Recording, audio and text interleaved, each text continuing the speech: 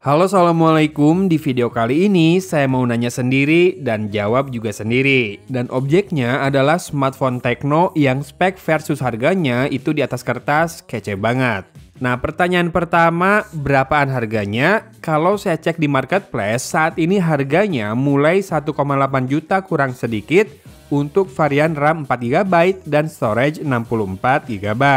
Tinggal tambahkan 200.000 untuk jadi storage 128GB dan tambah lagi 200.000 lagi buat jadiin RAM-nya 6GB. Lalu pertanyaan kedua, apa yang Tecno Pova Neo 2 ini berusaha sodorkan? Saya rasa unique selling point-nya mah baterai 7000 mAh-nya. Karena Tecno istiqomah ya, di saat brand lain bahkan mulai meniadakan smartphone dengan baterai 6000 mAh misalkan, dan berpuas dengan kapasitas baterai 5000 mAh saja. Dan dengan layar yang resolusinya hanya HD+ saja, maka daya tahan baterainya bakal makin panjang. Memang Helio G85 masih sangat mumpuni buat melahap game-game yang biasa saya mainkan, namun rasanya daya tahan baterainya yang lebih jadi nilai plus di mata saya. Dengan pemakaian yang nyaris tanpa wifi saja, masih bisa menembus 2 hari 2 malam dengan screen on time menembus 13 jam. Catatan, saya main PUBG Mobile gak sampai 1 jam ya. Sisanya itu kebanyakan buat Instagram, WhatsApp, sama YouTube. Mungkin teman-teman yang mencari rejeki dari jalur ojol bakal tergiur mendengarnya. Lalu, apa kekurangannya yang paling mencolok? Ada 2, tapi bisa saya gabungkan jadi 1 saja, yaitu software. Yang pertama itu adalah software untuk kameranya, di mana image processingnya menghasilkan tone warna dan white balance yang nggak konsisten. Nanti kita perdalam soal kamera ya. Yang kedua, software ini adalah masalah iklan di iOS sejak saya update ke security patch bulan November 2022. Iklannya itu bukan hanya di jendela notifikasi lagi, tapi sampai pop-up di bagian atas layar setiap kita unlock smartphone ini setelah cukup lama nggak dipakai. Saya sendiri sudah coba matikan permission untuk aplikasi yang namanya itu app update ya, supaya dia nggak bisa lagi melakukan display over other apps. Tapi kok muncul lagi dan permissionnya nyala lagi sendiri. Jadi saya anggap ini sudah melewati batas garis maklum. Lalu performanya gimana, Sejauh yang saya pakai tidak ada masalah sih. Wong Helio G80 saja buat saya masih oke kok. Namun untuk banyak aplikasi berjalan bersamaan, memang terasa sih RAM 4GB itu pas-pasan. Bakal banyak reload aplikasi kalau kamu pindah-pindah ya. Meskipun sudah ditambahi memfusion alias virtual RAM. Jadi kalau kamu sih paling multitasking, lebih bijak ambil varian RAM 6GB. Namun kalau fokus ke 1 atau 2 task tertentu saja, pastinya RAM 4GB bakal makin memperpanjang daya tahan baterainya. Yang saya catat, ternyata main PUBG Mobile 2 kali 15 menit sudah membuat back cover dekat kameranya menghangat. Mungkin karena saya mainnya nggak pakai wifi ya. Tapi gameplay masih oke kok, cuma lagi-lagi anti goresnya itu kesat ya. Saya sampai harus order sarung jari buat nextnya kalau mau main lagi di smartphone ini. Settingan grafisnya sih standar ya mentoknya, balance ultra atau HD high. Skor Antutunya di 200 ribuan dan storage test menunjukkan angka yang kurang menggembirakan. Sensor box cukup lengkap namun sepertinya giroskopnya software ya, tapi so far masih cukup responsif. Oh iya, pindah mode kamera di smartphone ini juga terasa lambat, tolong ini dicatat lagi ya. Lalu kalau buat multimedia oke nggak? Speakernya sih stereo, outputnya memang tidak sekencang beberapa ponsel lain, tapi di level harganya segini masih oke.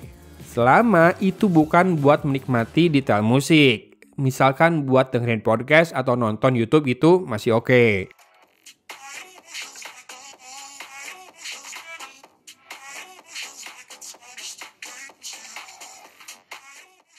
Layarnya yang HD Plus saja punya kerapatan 263 ppi karena dimensinya yang besar di 6,82 inci. Sedikit terlihat ada jarak antara digitizer dan panel displaynya sehingga viewing angle-nya tidak terlalu luas.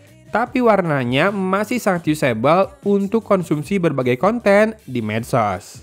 Dan pancol untuk kamera depannya bisa jadi nilai tambah di saat ponsel lain di segmennya pada masih pakai notch. Jangan lupa juga bahwa Tecno Pova Neo 2 ini sudah dibekali NFC dan punya port Type-C yang bisa menerima input daya hingga 18 watt. Lalu kesimpulannya oke nggak nih A? Tergantung sih, tergantung kamu bisa nerima apa adanya atau kamu termasuk tipe yang menuntut semua sektor kudu oke di harga murah pula. Karena produknya Transsion Group itu biasanya punya unique selling point di beberapa sektor dan dibarengi kelemahan yang mungkin memang sudah diperhitungkan untuk segmentasi produk mereka. Misal, ponsel ini kameranya biasa aja, cenderung aneh, padahal Tecno tuh udah bisa deliver foto yang keren di seri Camon. Tentunya Tecno pasti ingin semua serinya laku di pasaran kan? Gak cuma seri Pova aja. Apalagi sepertinya cuan mereka di seri Pova ini ketat banget nih. Harusnya sih yang dengerin ngerti ya maksud saya apa. Nah, kalau perekaman video di ponsel ini anggap saja yang penting ada ya. Walau bisa rekam sampai resolusi 2K, ponsel ini nggak punya mode ultra steady yang biasanya membantu agar perekaman video tidak gempa. Yang jelas, perekaman audionya ternyata mono ya. Nah, kalau masalah kamera dan iklan ini kamu bisa ikhlaskan, bisa jadi Tecno Pova Neo 2 ini oke. Spek dan kelengkapan hardware-nya termasuk oke banget ya malah kalau dibandingkan dengan harganya, terutama buat para pejuang di lapangan yang butuh daya tahan lebih. Saya yakin kok, penonton zaman now sudah lebih smart untuk memilih dan memilah, menyesuaikan kebutuhan dengan apa yang ditawarkan sebuah produk smartphone. Tapi setidaknya, desain backcover Pova series kali ini sungguh mudah dibedakan dari ponsel lainnya. Ini jadi penyegaran banget di level harga mid to low. Buat saya mah, good job lah Tecno. Oke, sekian siaran dari Studio Cimahi. Kurang lebihnya mohon maaf. Agon pamit. Wassalamualaikum warahmatullahi wabarakatuh.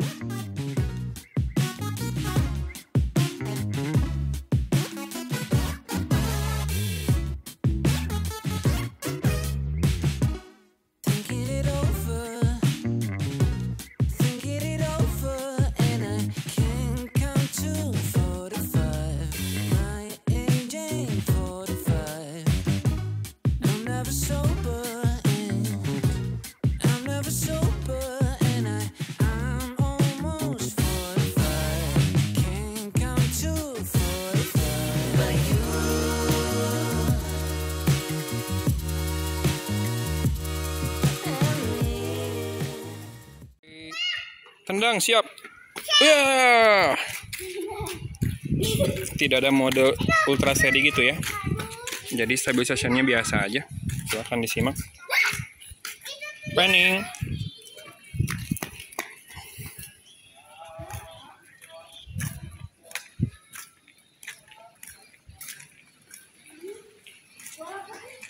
Tuh mendung.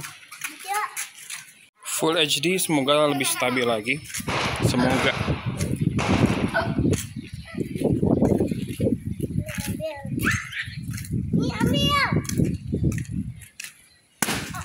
Aduh, meletus balonnya. Nggak apa-apa ya. Niup lagi di rumah. Dynamic range. Kamera depan 2K dan ini berangin banget.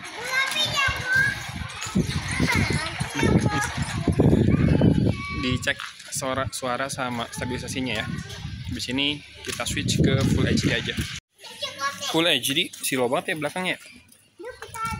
Ini rada cepet sambil jalannya nggak santai. Jadi silahkan disimak stabilisasinya. Dan mic range-nya berantakan. Silau. Padahal ini nggak silau-silau banget, mendung.